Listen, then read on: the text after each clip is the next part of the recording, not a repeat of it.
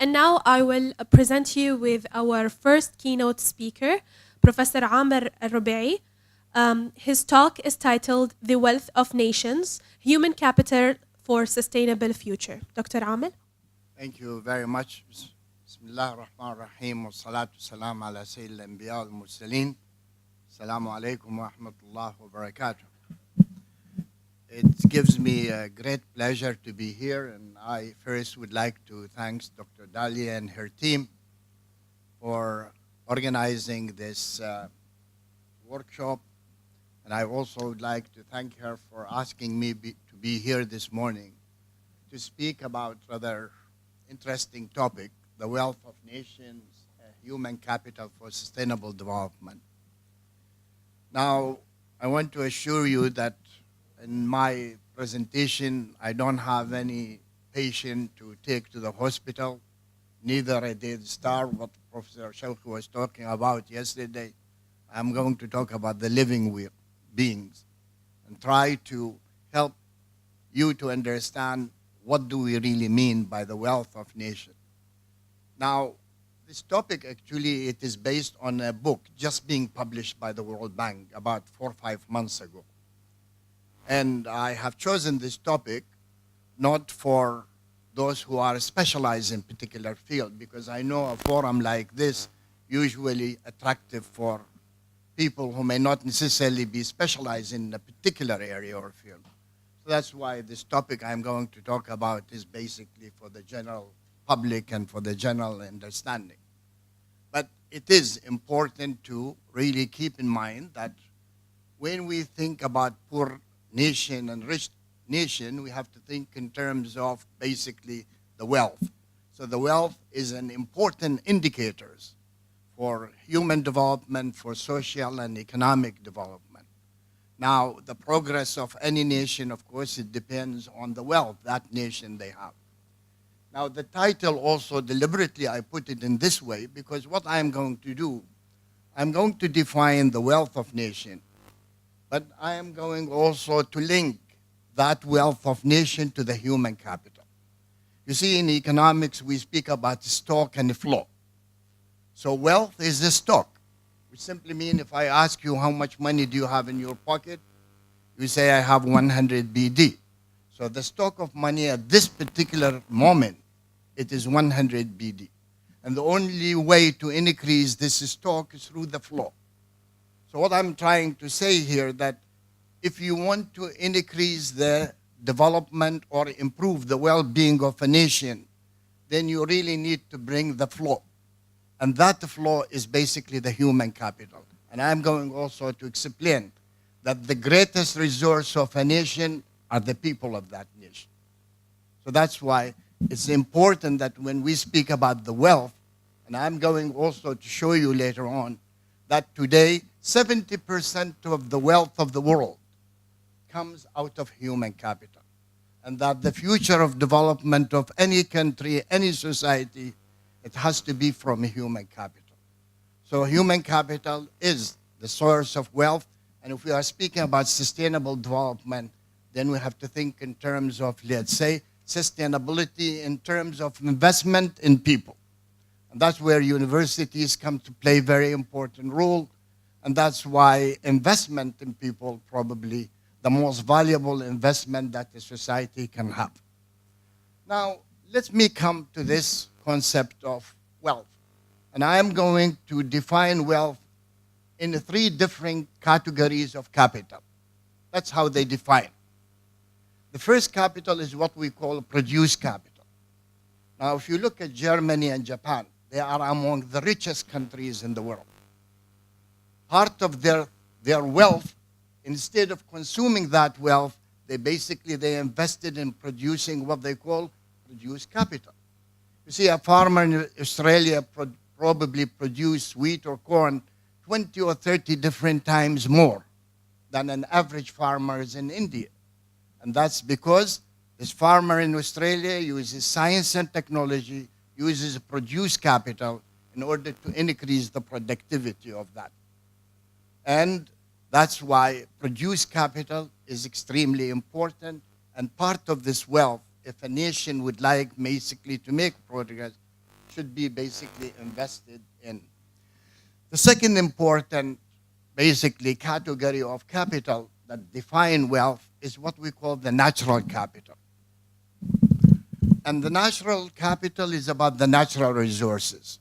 And we really need to understand what do we mean by natural resources. You see, in this part of the world, they speak about oil and gas. These are defined of being basically the gift of nature, or it's the bounty of God. You see, the people who have these resources, they did not manufacture the resource themselves. They are lucky that they found these kind of resources, and I'm wondering whether at the end of the day they say Alhamdulillah or not.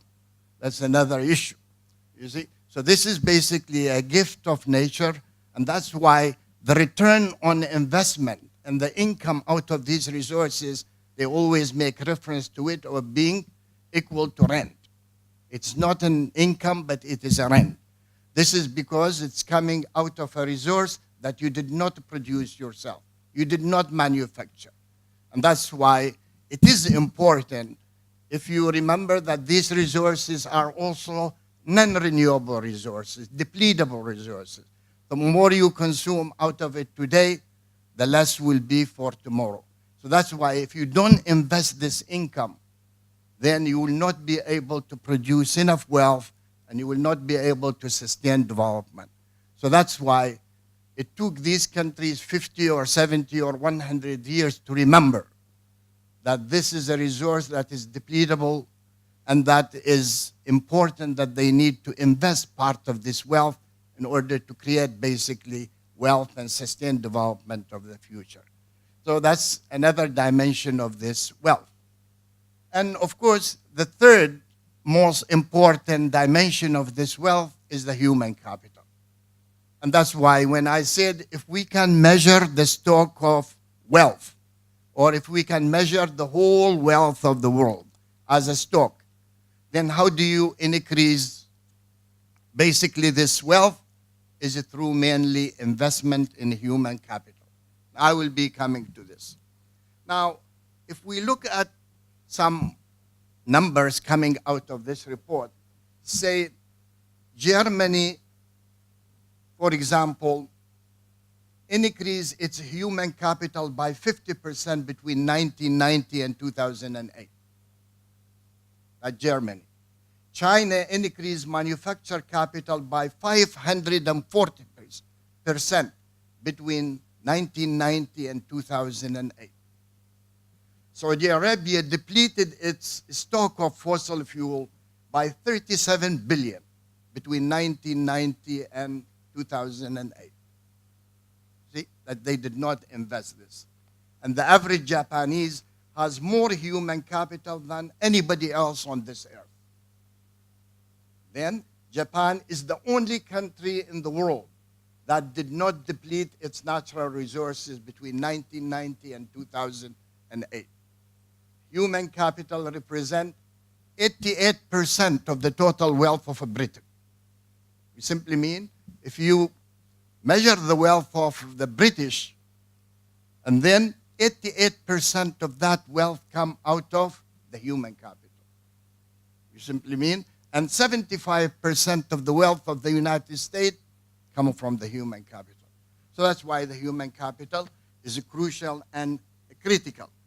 Now, if you look at the world in general, we speak that the natural capital account only 5% of the total value of the wealth. Now, 18% of the total wealth come out of the produced capital, and then 77% of the wealth come out of the human capital. So this is basically just to give you an idea how valuable human resources and how important investment in, let's say, people in order to be able to increase and generate wealth. Now, let me go very quickly of what I have. I mean, you look, this is what I have just explained. Exactly. That is what is the wealth of nation. It is made of three important components of capital, and these are basically part of the wealth. which simply means if you are not going to invest, you will not be able basically to increase the stock of wealth. That is basically the report of the World Bank and how they define these different categories of capital that represent the wealth of a nation. So these are some of the definition. And then what is really human capital? This is a long story, and maybe one of these days we can speak separately on the importance of human capital, why we need human capital, and why investment in human capital is crucial and, of course, critical. It's mainly in the skills and the competencies that people acquire from studying in universities or research centers. Now, you look at this table, this graph here. You can clearly see, I am just using this as an example. What will happen if you have a wealth or an income coming out of natural resources? And these are just picked up by, trial and error. You have these countries, what this simply means, that if these countries between 1990 and between 2005, if they could have invested the income they earned from the natural resources, like the oil, in the case of Trinidad and Tobago, they have bauxite. The rest of these countries, they have oil. So you can see, for example, in the case of Trinidad, they could have a per capita income of 66,000 instead of, let's say, 20,000. What happened to the rest is that they consumed that income. So instead of basically using that income to produce goods and services or to produce capital, they consume. And this is also true for the other countries. And that's what will happen to the countries that they basically consume more than their capital instead of investing their capital. Now, this is an account of what is the share of different kind of capital in the total wealth. And you can see, for example, the produced capital, 27% of the total world in 2014. And then you can see 64% of the total wealth in the world comes out basically the human capital. So at the global level, it's about 70% of the total wealth created mainly by human capital. Then, how to increase, of course, human capital? You need to, and these are some of the factors determine human capital. And these are, of course, some of the biggest economies in the world. And you see the United States, #1, with about $20 trillion. So what we said before, 75% of this $20 trillion is being basically generated from investment in people, in the human capital. And you can see the rest of the countries after that. This is basically the world of the GCC. In the GCC, and you can see Bahrain, an average person in Bahrain has 270,000. If you take all the wealth of the country and you divide it by the people, so on average, every one of them will have 270,000. You see? But you can look at the categories of the different capital. Produced capital, 76,000. Then natural capital, 14,000. And the human capital is basically 150,000. And Bahrain has 58% of their wealth come out of the human capital. And it has the highest among the GCC. So this is another interesting kind of, let's say, finding. And you can look at the other countries, for example, from United Arab, Saudi Arabia, for example, they have 512. You see? 512, you keep in mind that we are talking about the population. The Saudi population is 30 million. So when you divide their wealth by 30 million, that's how much you get.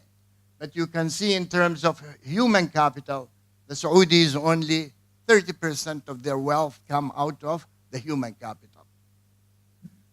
This is another figure just to show you the different countries, and the blue is basically, this is how much, you see? Figure share of human capital by gender. How much in terms of male and female. That's in the Arab world. And you can see The orange is the female and the blue one for the male. So you need to increase the participation of women. And if you can take that into consideration, probably, you can have a great potential to improve development in these. Now, this is another way to look at the human, basically, capital, the level of natural and human capital. And what this 498,000 simply mean that if you measure the total wealth of the world and you divide it by the 7 billion, that's what you get basically on average for every single individual. And this is another way, basically the share of global wealth. And then I'm very much, you can see, for example, the rich countries and the difference between the low. Because the world is divided into basically rich and poor. And unfortunately, the rich are very few, and the poor are the majority. So that's why it is important that if we would like to have peace and security, then we need to basically redistribute this wealth. And that's another graph to show you how, you see the red one, that basically the OECD countries, the rich countries. They take about 65% of the total wealth of the world. So they, among themselves, that's what they. This is another one, and this is basically is a different kind of, let's say, measurement as of what is really the total wealth and how can we measure the wealth. Don't need also this one. This one, for example, just to show you, this is the wealth per person, human, natural, and the physical. And you can see, for example, that the human capital represents the biggest. But if you look at the Saudis, for example, as I said, they only about 30% of that comes out of the human capital. Now, let me just show you this, because I want basically to come to the conclusion. If we can measure the wealth of nations, and if somebody put this planet on Earth, how much are you willing to pay for it? You see, what I'm trying to show here, if you're going to liquidate everything you have as an individual, and the same thing with regard to humanity, you sell whatever you have, your cars, your house, and convert it into dollars, and you become just like naked, nothing you have, then how much the total wealth will be? And then you can see that is the total wealth, and these are basically the people. When they compiled all their wealth in order to basically measure this wealth. And now, what would happen if a single individual, you see, currently out of the 7 billion, sell everything, you see, liquidated, then they have in a bank account, how much money would be that impiled? The combined wealth of all the people of the world is $241 trillion. Yeah. Now remember, we are measuring the wealth as a stock. We simply mean wealth keep changing, but if you want to, let's say, measure the wealth at a given period in time, so the total wealth will be equal $241 trillion. Now, what you need, combined wealth of all the people in the world is 240, You see, if you are going to convert, you see, $100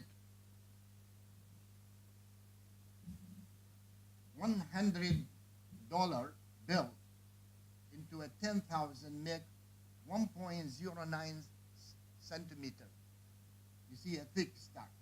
Because what we are trying really to do is basically to compile this and put them on each other. We try to see the 241 trillion. What will be basically, let's say, the space that they will take. And you can see the space, as you see, the 240 trillion make 262,000 kilometers. And that equal to 68% of the way to the moon. You see? So that is equal to about 68% to the distance between the Earth and the moon. If you compile and you put all these basically together. That's how much the $240 trillion will be equal. in terms of, let's say, the size.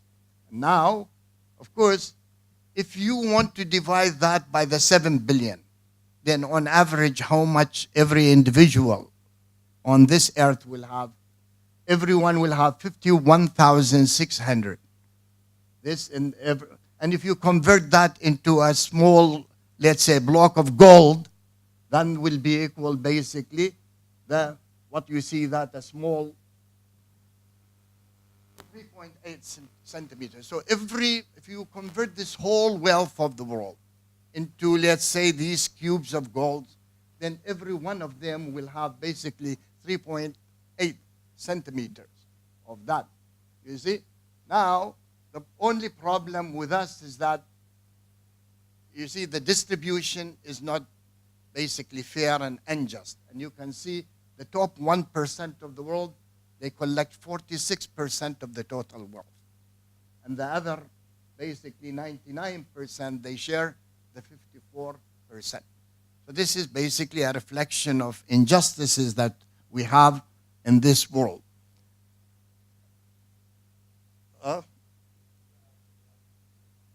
Well, yeah. So you see, and the top 10%, if you want to calculate, they have 86% of all the wealth in the world.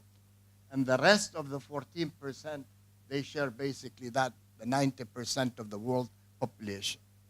So this is simply mean that now, if you look at this mark, you see, this is supposed to be one of the richest people in the world. And if you compile his wealth and you put it in those small, let's say, block of gold, you can see that will be equal basically 600 meters. And then it will be 30,000 coins. That's how rich in terms of course, this. Yeah. So that is basically, and then of course, Alex Rodriguez is one of the richest people also. You see, compared to, let's say, this mark, he has only one in terms of that. Now, I'm going to speak. What I'm saying here, that if you want, for example, to buy pizza with the 240 million, let's say $240 trillion, how big that pizza will be. And here what we are saying is the size of the Niger.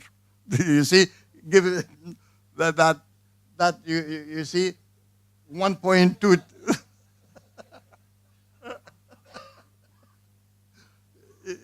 You see, and this is, of course, the average American wealth.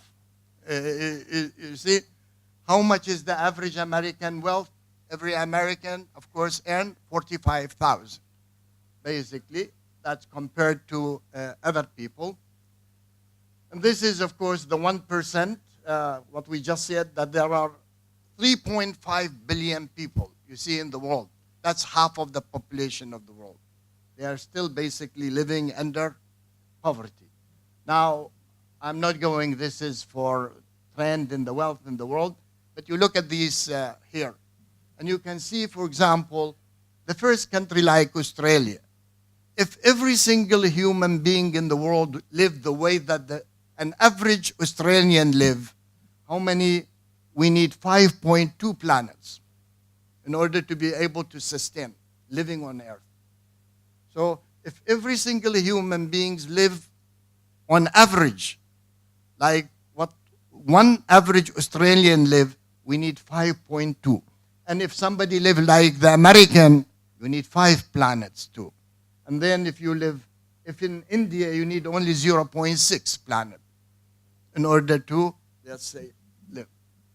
Now, that's what they say. Mars worth only 10,000 pounds. Maybe Professor Shawki can answer this. While Venus is said to worth less than a penny. You see? And then you look, of course, this is the Middle East and North Africa.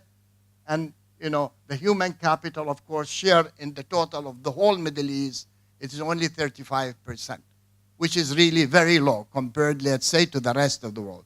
And that's where these countries need really to invest their money and to use their oil. Now, what is the earth worth then? and you look, somebody came with these figures that the earth worth $5 quadrillion.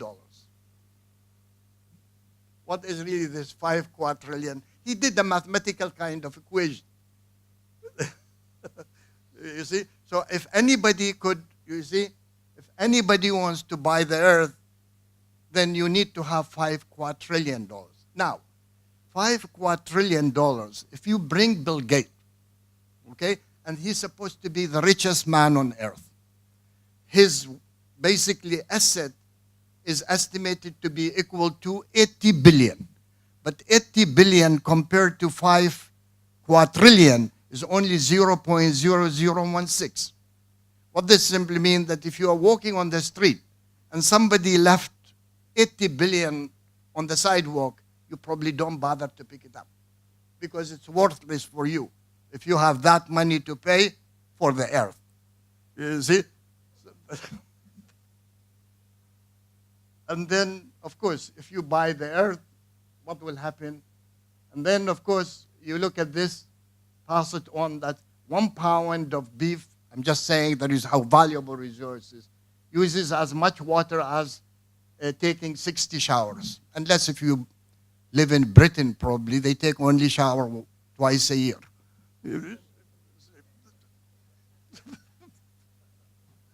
That they will save lots of money. And this is how much it costs you to produce, of course, 1 kilo of meat. It will cost you 8,350 gallons of water. Yeah, that's it. And for a chicken, 1,250. You see, that's with regard to the water. And then, of course, is there anything that's worth more than peace and love on this earth? And thank you very much. That's, I think, what I have.